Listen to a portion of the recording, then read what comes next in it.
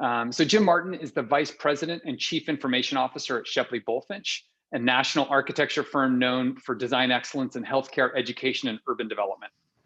Drawing on 25 years of information technology experience, Jim leads the development of strategies for technology tools that support and advance design, delivery, and collaboration. He's been particularly successful at creating an innovation center inside of Shepley Bulfinch's IT department, focusing on new technologies and how they affect the design process. Fun fact, Jim is a Six Sigma Green Belt and holds a bachelor's degree in architecture from Roger Williams University. Those of you that have followed K Connect over the last 5 years will recognize Jim, as this is his third K Connect talk, and he's a longtime friend of our community. And I'm very happy to welcome Jim Martin back to K Connect. Jim, the stage is all yours. Thank you very much, Chris. It's great to see, Sure. Great to be here. It is great to see everyone's names in the chat. I kind of wish I could see everyone's faces as well, but maybe soon. Chris, can you confirm that you can see my slides? Confirmed. Excellent, great. Oh, premature click, pardon me. All right, so wanted to talk about experiments in virtual knowledge sharing. And my subtext here really is, how do we connect people with knowledge management? There's a thread through here that I'll try and wrap up at the end. Hopefully you'll kind of see it as we go, and it won't be a huge surprise to you at the end. A little bit about Shepley Bulfinch. We are about 150 people at the moment. We have 4 offices. We have been around since 1874. We primarily serve the education, healthcare, libraries, and urban development project types. I've been at Shepley Bulfinch for almost 9 years, I think at this point, somewhere thereabouts. And I was actually hired in part because I had some experience running IT across multiple offices and kind of dealing with geographic separation and pulling people together and making them feel like a whole is one of the things that Shepley has been looking for me to do on the IT side of things from day one. So it's something we've been working on for a while.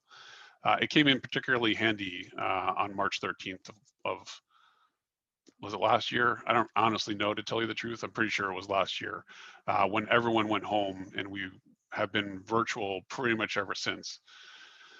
So the first kind of experiment I wanted to kind of talk to everyone about is Back to the Future. And Back to the Future is really a lessons learned play. And the story starts with Jennifer Zagarella, who I think is actually in chat as well, and myself. We are kind of the firm's KA groupies.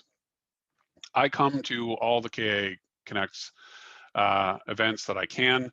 Oftentimes, Chris is gracious enough to let me talk, so I get a free ride, which is nice. But we went to K 2018. We heard a lot of really great lessons learned talks. So Nick of NOCO, Todd and James of Boulder shared their stories, which was great. And Andy shared his stories as well. And one of the things that really struck with me is Nick Milton's comment of lessons should ideally be integrated into the work process, not hidden away in databases or a checklist. Now, I'm an IT guy, and I love a good database, but that really resonated for me because sticking lessons learned into a database is really about lessons storage, not lesson management or knowledge management. So we identified, Jen and I identified a problem. We don't have an easy, repeatable process for collecting lessons learned at Shepley Bulfinch, and come up with a SMART goal to design, run, and evolve and document 4 lessons learned events by the end of 2019. So what we first did is we looked around in the rest of the business and tried to figure out if there was anything that we could beg, borrow, or steal. And it turns out that we actually found something pretty great. Angela and Lori had 2 different projects that were done out of our Houston office.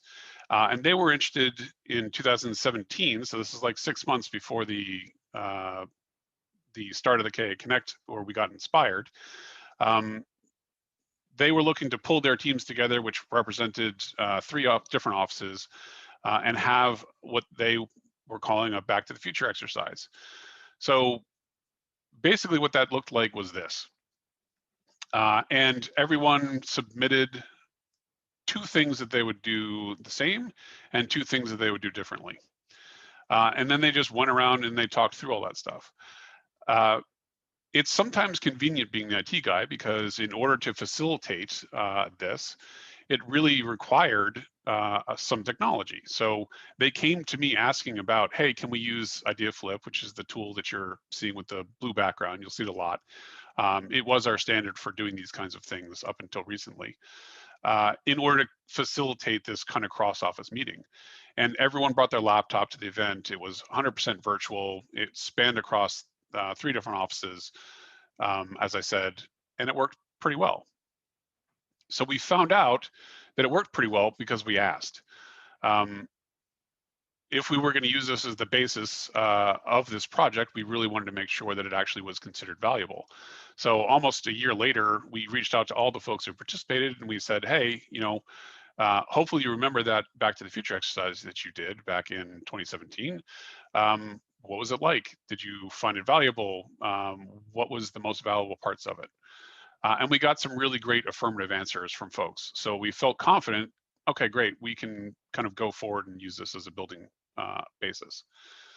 So fundamentally, it's not that complicated. It's a meeting, big surprise, because we all do meetings all the time. Back then, it wasn't entirely virtual, but it was virtual-ish, I would say. So there's the intro. We had to introduce the Back to the Future concept to folks who hadn't been involved in it before. We also had to introduce them to the tool, the Idea Flip tool. And then we took a couple of minutes and talked about the actual projects, because there's 2 projects involved in this thing. And we got 2 different project teams involved specifically so they could kind of talk to each other, get to know each other across different offices, as well as get to know some of the firm's work a little bit more intimately. And then everyone went around the room and introduced themselves, what they did on the project and how long they've been with Shepley. And that was really, again, making personal connections with folks. Oh, I can now put a voice to that face to that voice, and get a sense for what people are working on, what they care about, hopefully find people who are like me that I can, you know, become closer to in the firm, which helps when you find yourself on the same project team for the next project with that person. Then, you know, we spend about 40 minutes sharing what would we do the same. So everyone submits 2, I would do this the same, and everyone submits 2, I would do different. And we just go around, everyone picks one of their 2 things that they would do the same, and then they go around and talk through it. We do the same thing with different, and then there's a reflection and summary part of the event as well. So it has evolved to look like this, which honestly does not look dramatically different than the original, but there are some tweaks that are kind of in there.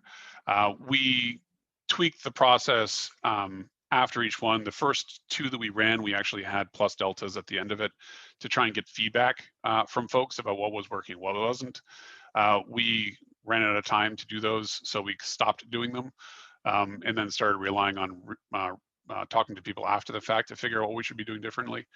But we added images to it, basically. So there's pictures of the projects here and here. You'll see that each individual person's, there's a picture of the person and their name, which is particularly helpful when people don't know each other as well. And if you're gonna say, ask someone a question, then being able to look up at their name is a really nice kind of helpful hint sort of thing. And then when we go through and are talking about, you know, things we would do the same or things we would do different, you'll notice that there are these little Post-its on the side.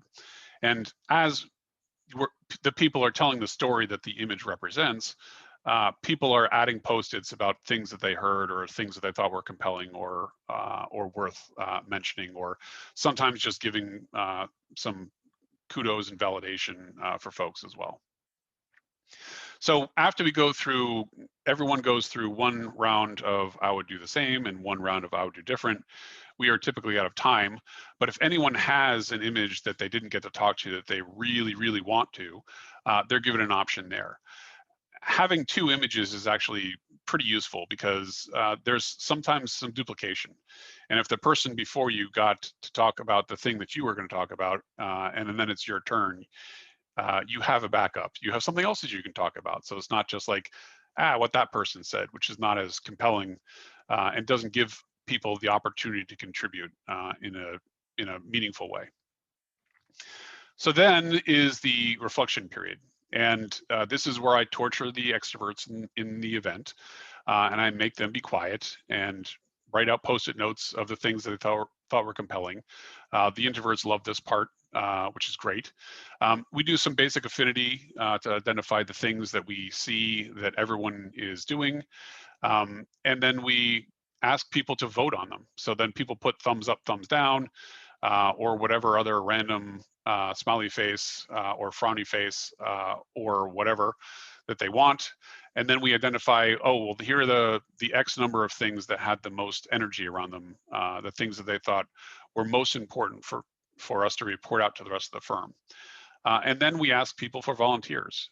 Who would be willing to make a Finch post? Finch is our intranet, so a Finch post is basically a missive. It's like an email. What used to be an email at Shepley is now a Finch post. And those Finch posts look a lot like this. In fact, these are the Finch posts, 3 of them at least. You know, you have an opportunity to talk to the rest of the firm and to create something that is potentially useful. It's an artifact of the event, and people get to validate, oh, that's actually a really great tip. We really like that. And then if there's an opportunity, they might reach out to the person and find out more. Most of the time, people are not writing up their own idea. They're writing up something that they heard that someone else did. There's also an ulterior motive. If you understand the issue enough in order to write a coherent post about it, you've probably learned it, which is great, because then it's like that's a lesson that has penetrated deep into that person's brain. It didn't exist there before, and now it's just sitting there waiting for the right time to provide a stroke of insight when it's appropriate for a project. So that is more or less the actual thing. But Jen and I, from the start, were trying to figure out, how do we make sure that we aren't the bottleneck in this process? And the answer to that was really documentation. So we put together pretty extensive documentation on this thing with the intent that we would be able to pass on the mantle of Back to the Future facilitators to future people, allowing us to do more of them, allowing them to happen regardless of what happens with our schedules, that sort of thing. So you can see here, this is pretty much it. On the left side over here, you'll see all the different steps in the process almost. And then in the center here is just kind of your 30 days out, do this stuff, all that stuff. And then each one of the blue things in the middle is a link to an individual object, which is further documented. So that looks a little bit like this. So this is basically the template that we have for reaching out to PMs to get agreement on who should participate. To the surprise of exactly nobody who knows me, the first step in this process is to figure out which projects, and then we identify who has spent the most time on those projects, and then that's our list of people, and we give the project manager the name of the person and the number of hours they spent on the project, and we ask them to use their judgment on who might be good to talk about this project, who might have learned some things along the way that would be worth sharing. So we get them to give us that, which also provides tacit approval for them to participate in the event, assuming that it's for that project, and it isn't always. And another example is this, which after we ask people, hey, could you share on Finch what you learned or what you took away from this Back to the Future event, we give them a prompt, and we also give them a couple of examples of, hey, here's maybe some ways to start the actual email, the Finch post rather. I've often found that people struggle a little bit with, well, I don't know how to get this thing started. It's this idea and trying to get it formed into such a way that it starts to flow. So we gave them a whole bunch of different examples. It is interesting to note that almost none of the actual posts start with anything of that. So either it is not at all valuable, or people decide, great, those are all the things I don't want to start with, and move on from there. But either way, it seems like people get it done, so it's all good. So the other thing is, you know, we're a bunch of designers and architects. Pictures are worth 1,000 words. These were useful at the beginning more so than after the fact, because people have gotten a chance to understand what these things actually do. So we don't have to explain it so much anymore. But initially, this is a diagram that starts to talk about what the pre-work looks like. So we send an email to people and say, hey, send us 2 images, 2 things you would do the same and 2 things you would do differently. And then we will put them onto this board. And then when you show up to the event, you'll go through and you'll talk about each one of these things, and we'll just go around the room. And then eventually we'll be asking people to share their findings with the firm out on Finch. And then we realized, well, you know, if we're going to try and sucker some poor person to moderating this thing, probably we should give them a little bit of clarification as well. So we put some time into clarifying what the role of the moderator as well. What you do, how much time it's likely to take, that sort of stuff. So again, if you know me, this won't be a surprise to you, but we tried very hard to do things and keep some analytics and some stats going. So we ran 4 events, including the original one, that included 7 projects, because one of the times we kind of did an asymmetrical version where there was 1 project in CA, starting CA, and 1 project in SD, and they were similar size and complexity, and the newer project that was just starting really wanted to hear lessons learned from the project that had just gone through this Herculean effort. So we did that, but there really wasn't very much for the project in design development, or design, no, what's the one before design development? All right, well, that one, it's not in my head right now, but it'll be somewhere else. Conceptual design? Conceptual design, thank you very much. So that was kind of a one-way deal, and it was pretty interesting. We also did some variations around, you know, mixing the different project types together. 1 healthcare, 1 education, and you know, we did 2 healthcares at one point as well. And we would ask the questions like, what would you do differently? And when we did 1 healthcare and 1 education, people said, oh, it would be great to have, you know, 2 education projects at the same time instead of 1 of each, because some of the things that were shared maybe aren't relevant to the kind of work that I do. And when we did 2 education or 2 healthcare projects, people said, would have been great if we'd had 1 education project as well, because we don't get to see what they work on so much. So the takeaway that we kind of took from it was, regardless, it seems like it has value and people like talking about their stuff. So we generated 25 Finch posts from 21 individual people. And, you know, all in, with all the 62 attendees, there was 140 hours involved. The really big one-sided one, we ended up spending more time than the other ones did. Typically, they run around 2 hours, give or take.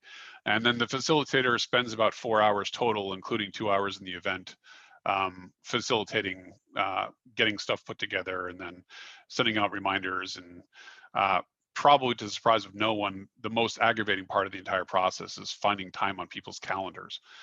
When we were first thinking, oh, we'll do 4 in a year, that seemed totally doable until we realized how difficult it was going to be to find a time that would work for all these people, and they were all free to get together.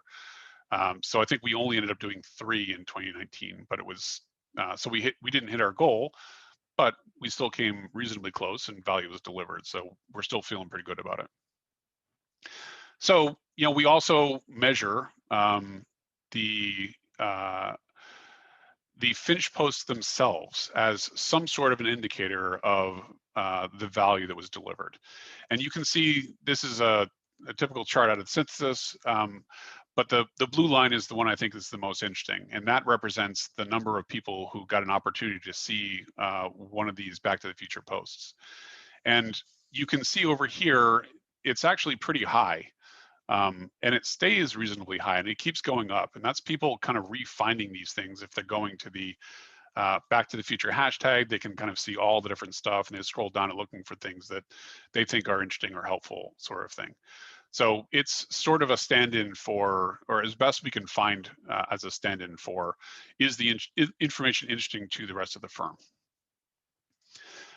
So as I said before, variations are fine. You know, people just seem to get value out of the event regardless. The facilitators, thank God, do not need any special knowledge about projects or even architecture. Jen does not have an architecture background. I went to school for architecture and then probably forgot anything I learned there, which, as anyone who's graduated from architecture school knows, isn't very much to begin with. So we were still able to perfectly effectively facilitate the events without any actual knowledge about the things they were talking about. People really like talking about their projects. We have a rule of thumb right now, 2 hours for every 15 participants, and then add 30 minutes for each 5 additional participants you put in there. We ran into a couple of problems. We were just running out of time in the end, and it felt pretty, it wasn't great because we were having to shut down conversations that we weren't entirely finished, it felt like. It could have gone either way. Either they were just going to keep bloviating for another 4.5 hours, or they were just about to make a really great point and we had to cut them off for time purposes. So being a little bit more generous on the time is certainly something that we've tried to figure out how to do.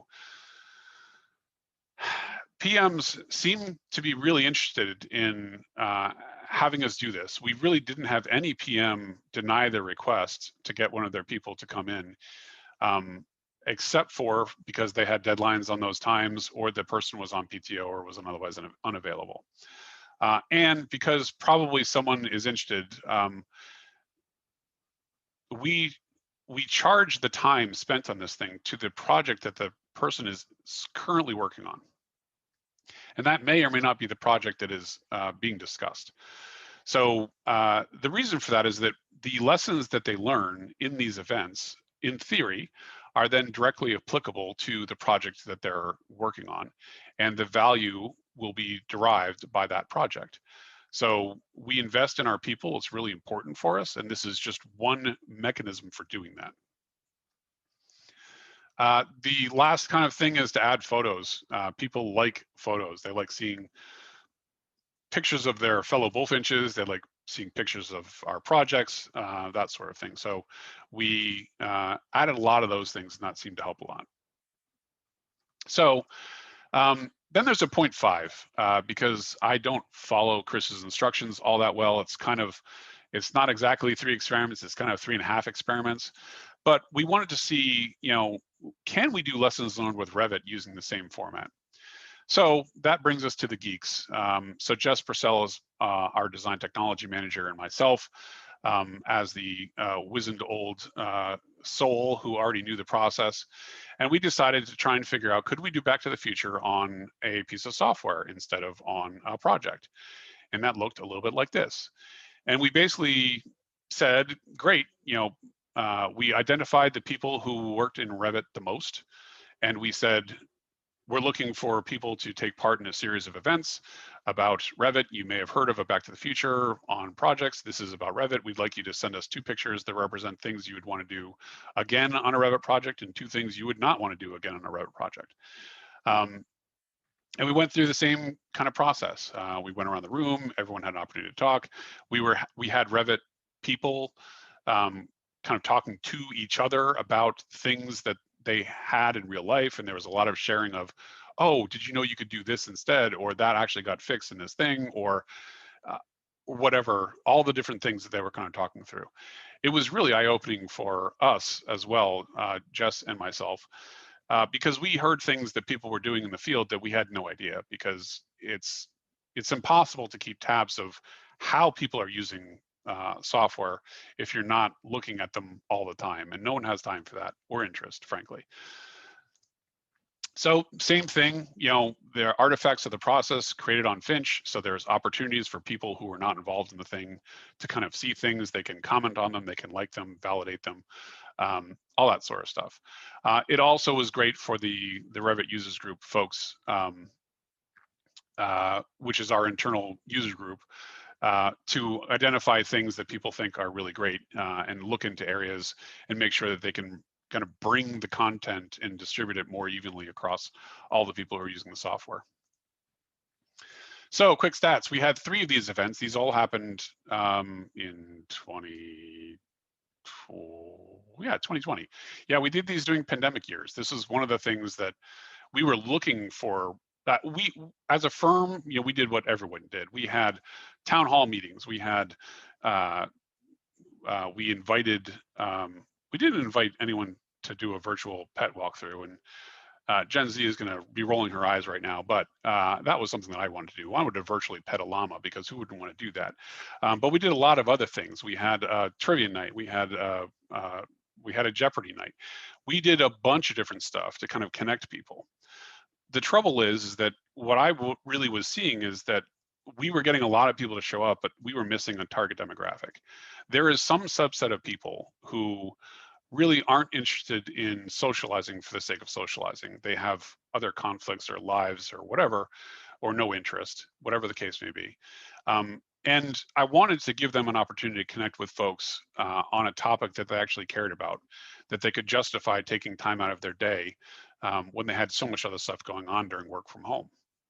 So that was kind of the well, let's try doing the Revit thing, because that was something that we could control and something that we were really concerned about, the fact that you couldn't just turn around over your left shoulder and talk to someone and say, hey, I've got this Revit problem going on, what should I do about it, sort of thing. So we had 14 Finch posts from 12 people off of 3 events with 31 attendees. 62 hours spent total. Facilitators spent 12 hours. The facilitation really doesn't seem to go down too much. It's about 4 hours per event.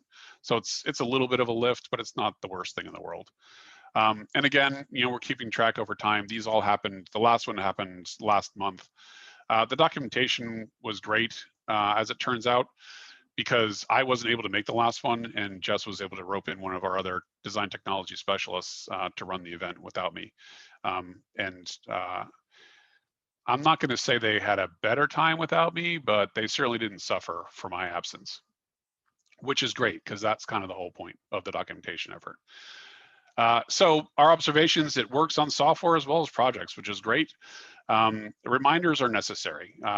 People don't always remind, they're in the middle of doing a bunch of other things. And so we ended up having to send a bunch of reminders, trying to get people to send us the images that represented their 4 things. And the PMs really appreciated being notified first, especially because, again, anyone attending one of these events is billing time to the current project they're on. But a lot of the PMs have kind of been through one of these things on the project side of things, so they understand the value. And none of them really objected at all to giving people's time, assuming that we scheduled it far enough in advance and made sure they didn't stomp all over a prior commitment. The playbook has been great. So that was an effort that was definitely well worth it. I'm really glad that we did that. And it turns out that people like talking about what works for them in Revit just as much as they like talking about their projects. Go figure. So I think that's great. And then it really comes down to us providing them an opportunity to do so. So the next experiment is experiment number 2, for those keeping track. And it is actually rug debates. And this is about identifying best practice with context. And I am absolutely a storyteller on this one, because I had no direct involvement at all whatsoever, which is great, because we have a lot of really great people at Shepley who are very smart and do really cool, creative things. I'm just the mouth that tells you about them most of the time. So in this case, we have the debaters, and that is Whitney, Luis, and Jess.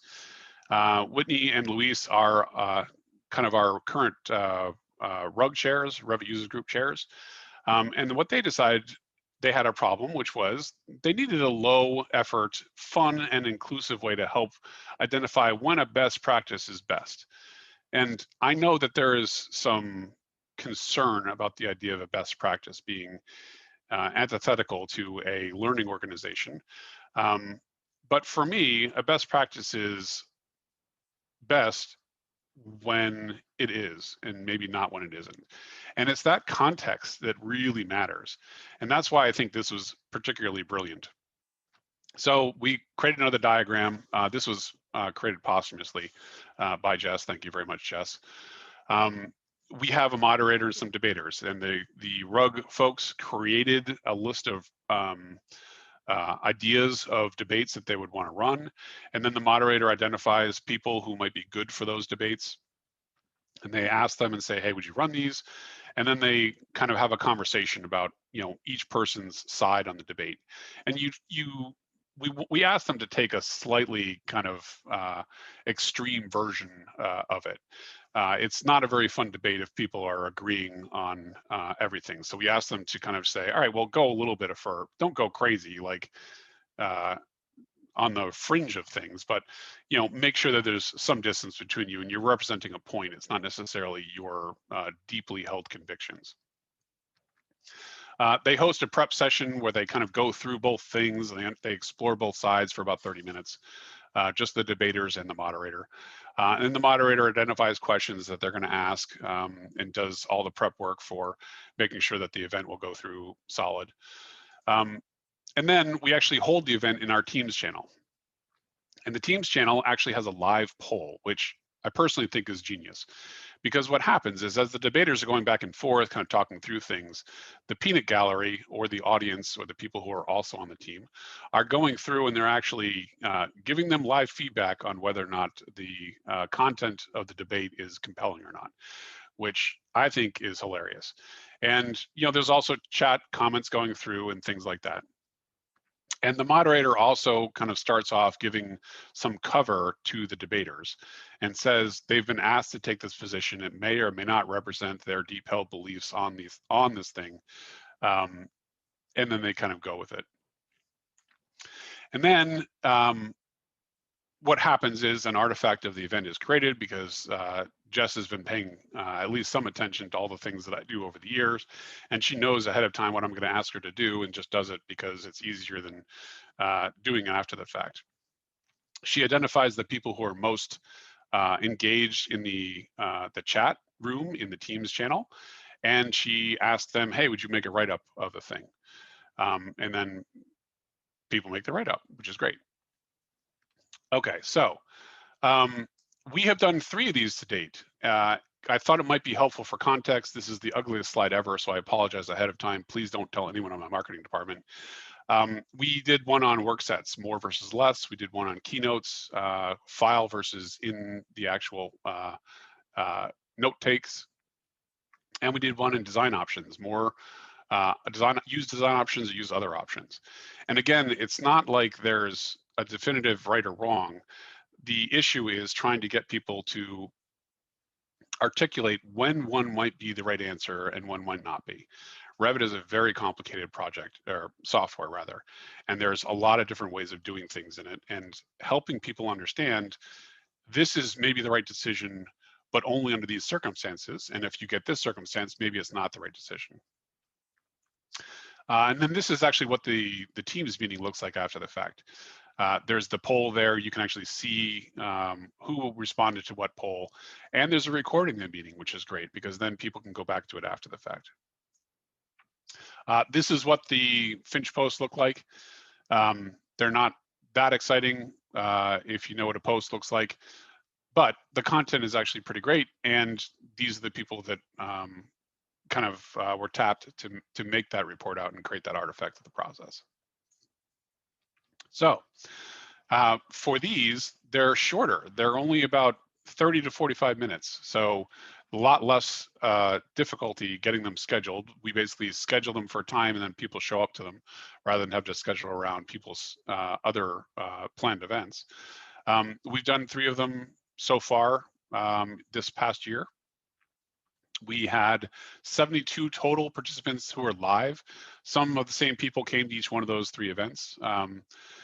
Teams up until recently didn't have very good attendance, which was a pain in the neck. So we don't have as good numbers as I would like, but I infrequently get as good numbers as I would like. So I'm getting used to the disappointment of that. And we've had 20 people view the recordings after the fact, which we think is encouraging. For these, the 72 people spent 48 hours total listening to them. And the debater and the moderators didn't need to spend nearly as long. So for the 3 events, it was about 12 hours. I'm sorry, that's actually supposed to be 9 hours. And then you can actually see here, we have some of the data about the sharing and whether or not the people in the firm are actually seeing the content, that sort of thing.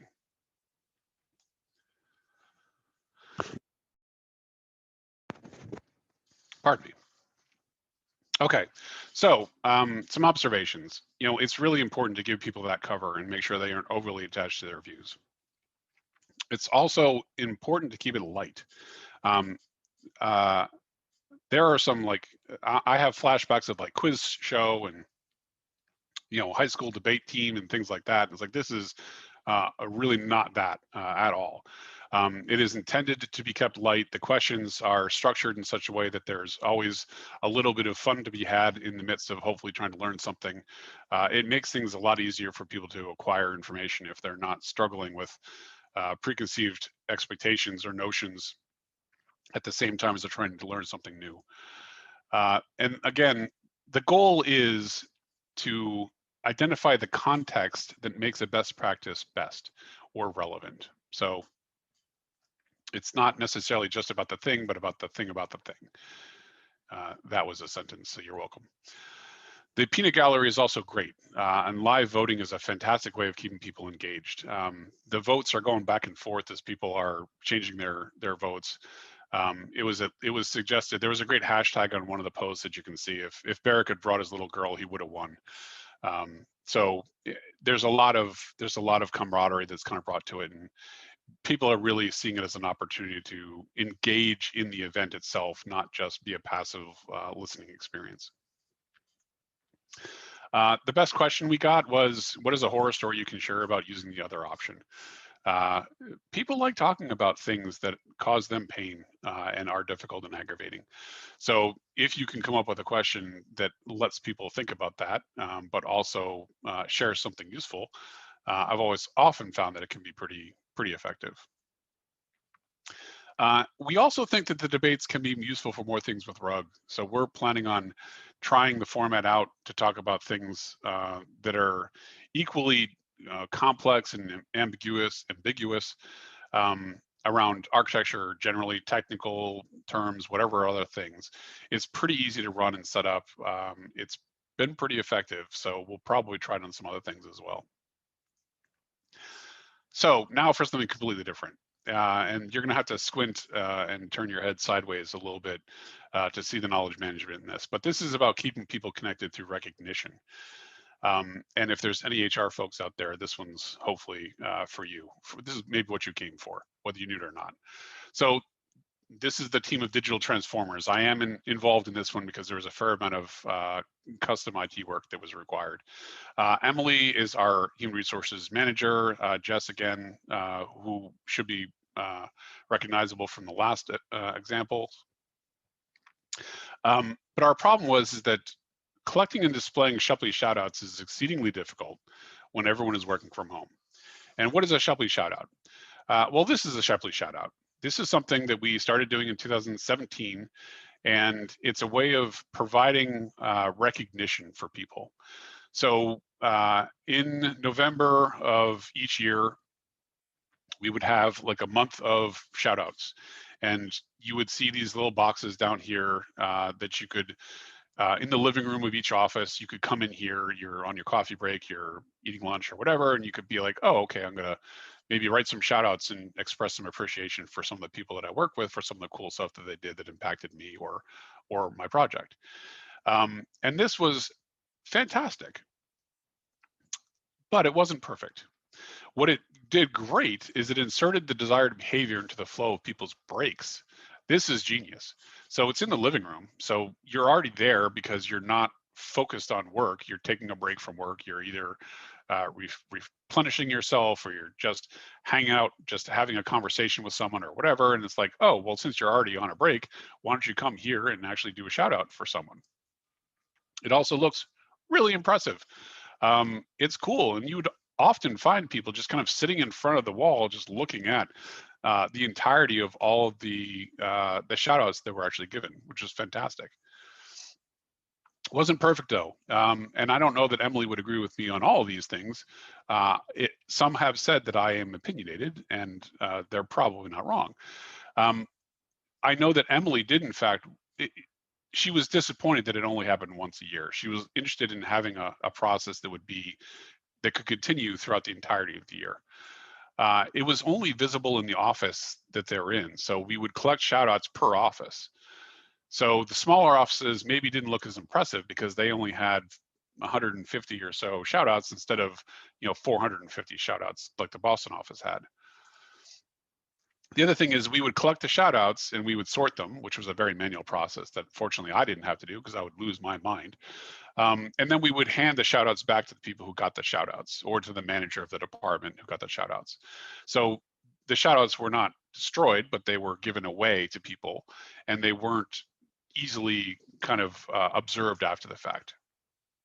It was also kind of hard to find your shout outs until you got your list back.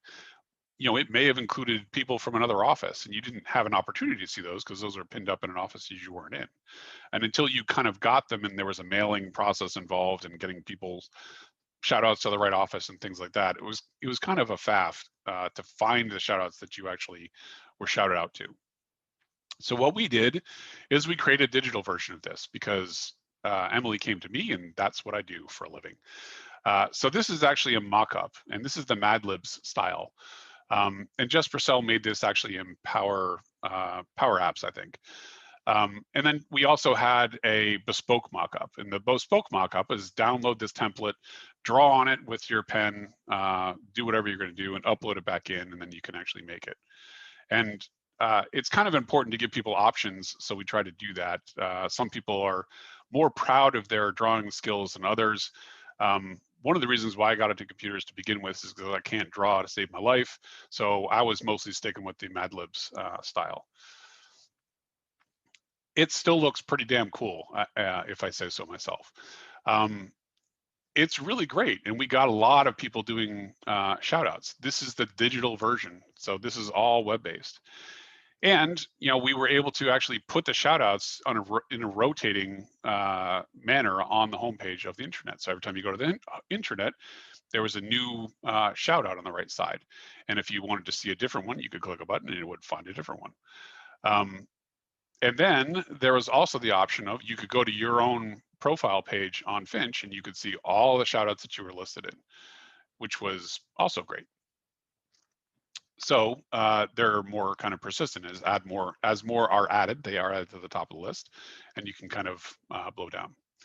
So this is the stats of people kind of looking at stuff. So you can see when we rolled it out in December, it got a lot of traffic. There were over 1,000 people kind of hanging out, checking out the page.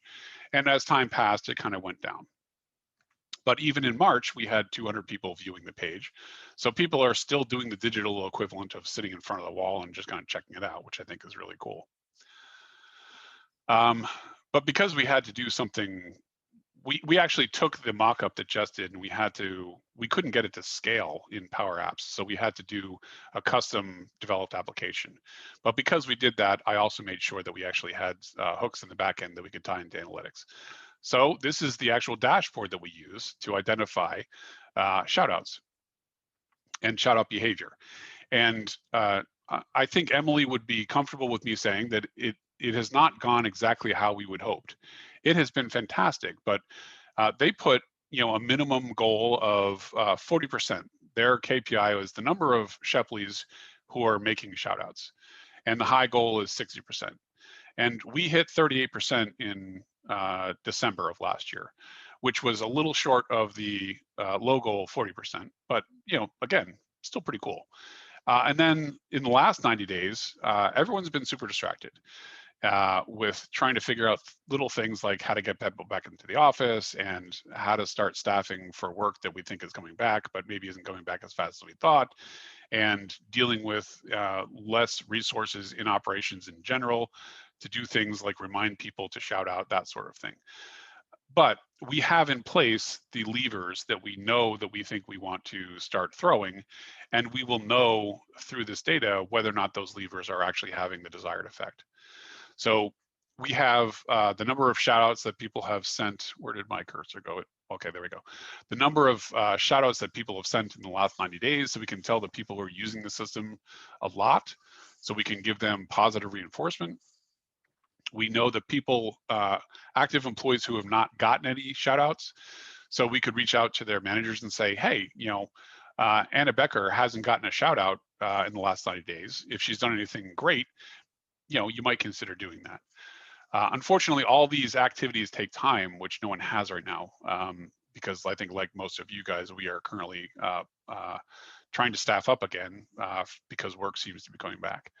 And then we can identify people who've received shout outs in the last 90 days, I'm sorry, this was sent, this is received, and then active employees who haven't received a shout out in the last 6 months. So we know what we need to do. We just need to find the time to actually do it. And I am cautiously optimistic that it'll get to a good place. So what we learned, the observations from this is rolling things out right now is hard. The creation of the tool was difficult. It was competing with a lot of other IT priorities and problems that we were trying to deal with at the same time. And it was generally just, it was kind of painful, generally speaking.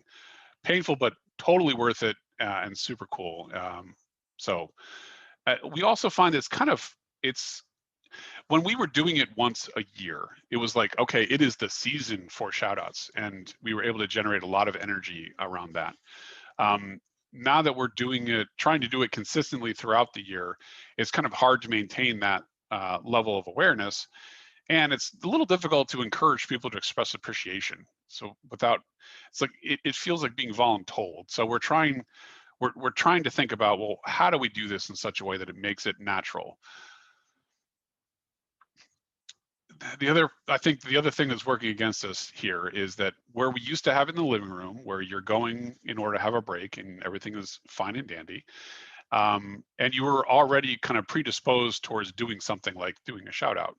Now it's on the computer. So you're if you're on a break, you're leaving the computer. You want to get as far away from it as possible because that thing is your entire life right now. And I think that is a bit of a problem. And we haven't figured out if there's a way around that.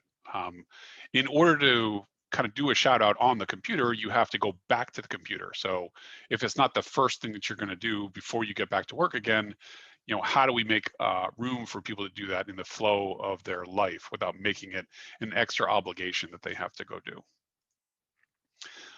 One bright spot was we actually, Carol, who's our CEO, she actually hosted a shout out writing session on Teams. So we have a Teams channel that has everyone in the company, and she just started a meeting and says, hey, I'm going to be doing some shout out writing if anyone wants to join me, sort of thing, which I think was super cool. She didn't get a lot of people to jump in because it was unannounced and unplanned. It was just like anyone opportunistically wants to hang out.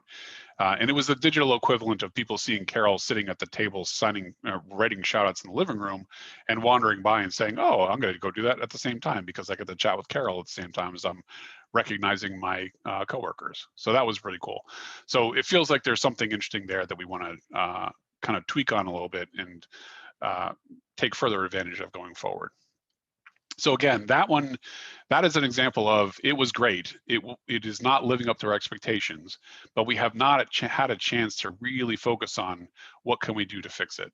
I am cautiously optimistic that when we do that, we can get it kind of rolling and get it tied into the behavior of the firm and self-sustaining a little bit. So that is kind of it. So kind of 3 stories.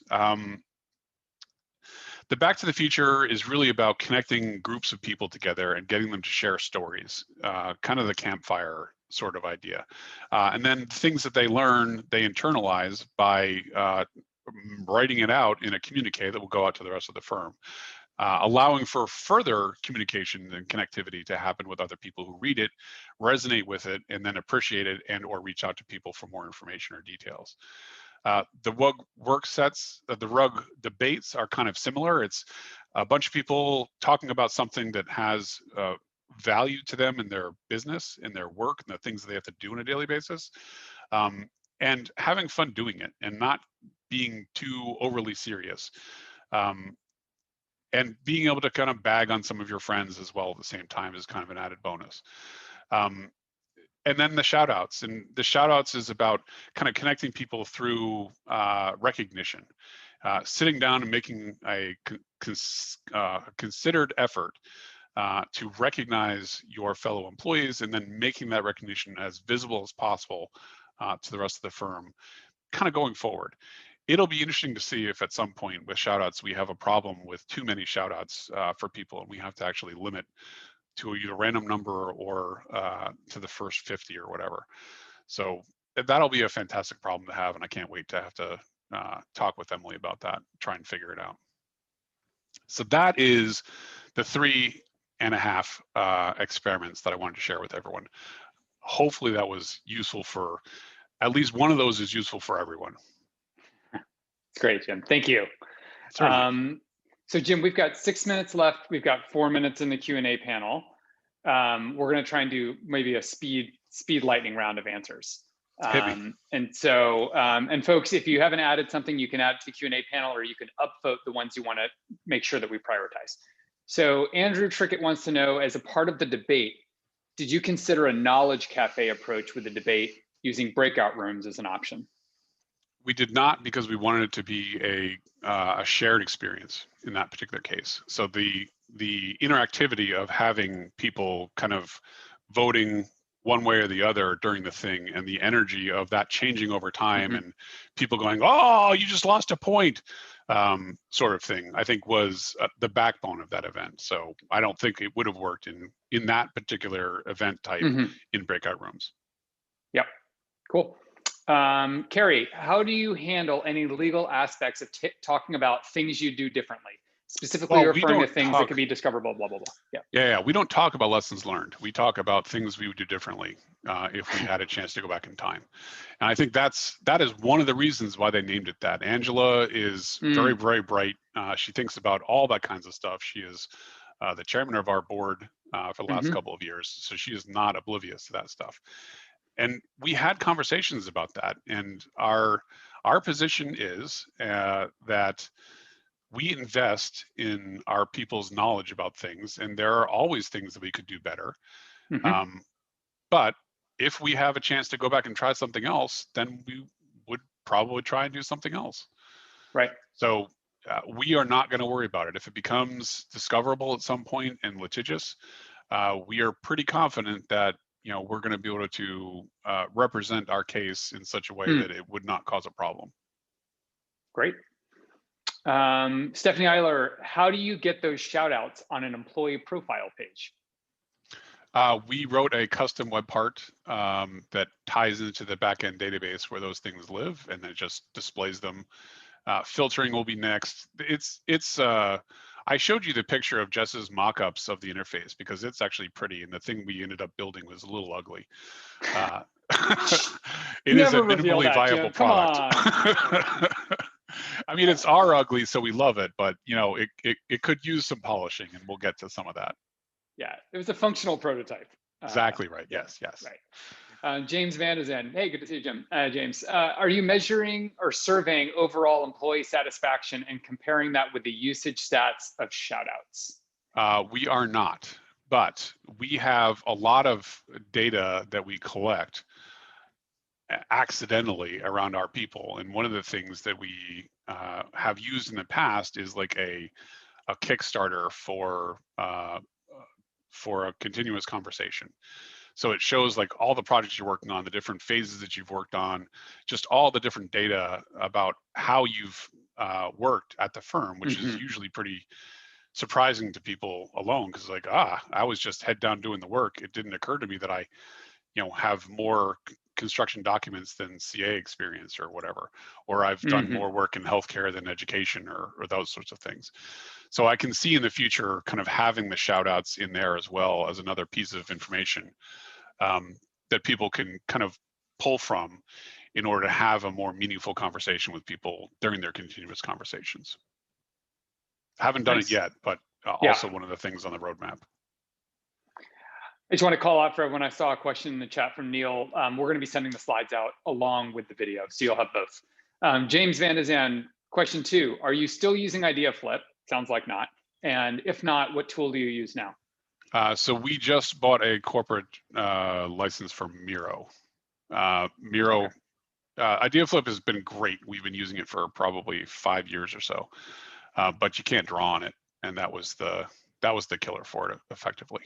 So Miro just is a better tool for designers. Idea Flip is a better tool for people who are looking for pure ideation, but not a lot of creative documentation sort of stuff.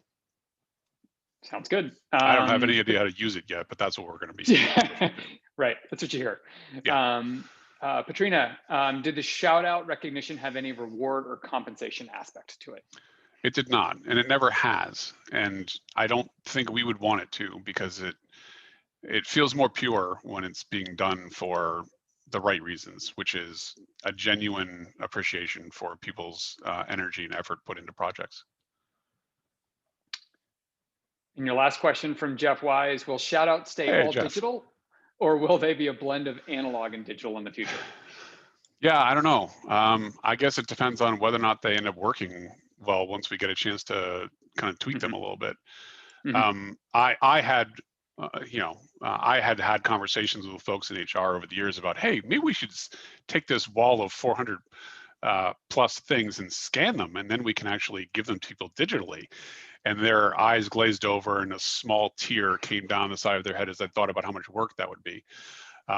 So we'll see. I mean, we thought about putting an app in place so that they could draw whatever they wanted, and then it would take a square picture of it and then upload that. But that was hard, and we were in the middle of migrating our entire IT infrastructure to the cloud at the time. So that was maybe a future thing. So we'll see. Cool. But will there be a place to actually create a digital version of the viewing? Maybe on a big TV that sits somewhere or something. We're not going to get the whole 20-foot wall experience back again, probably, unless we individually print and cut them. But that doesn't feel like a very sustainable decision. So I'm guessing probably not. But we'll see. You can have a station right there in the living room so people can add them while they're in the. Exactly. Just hit print. Okay. Jim, thank you so much for doing this today, for creating this show and leading us through it. And everyone else, thank you for coming, for your energy in the chat and the questions. We're going to be sending, as I mentioned before, this recording and the slides along later. If you're sticking around for the Hangout, or you're curious about it and want to join us to keep talking about